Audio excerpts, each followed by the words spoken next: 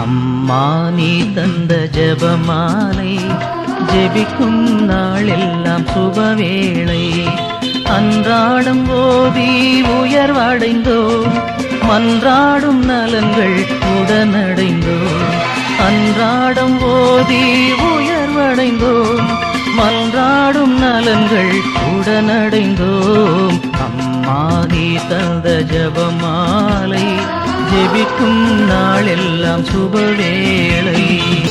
மகிமையின் தேவ ரகசியத்தில் மாதாவுன் மாண்பினை கண்டோமே.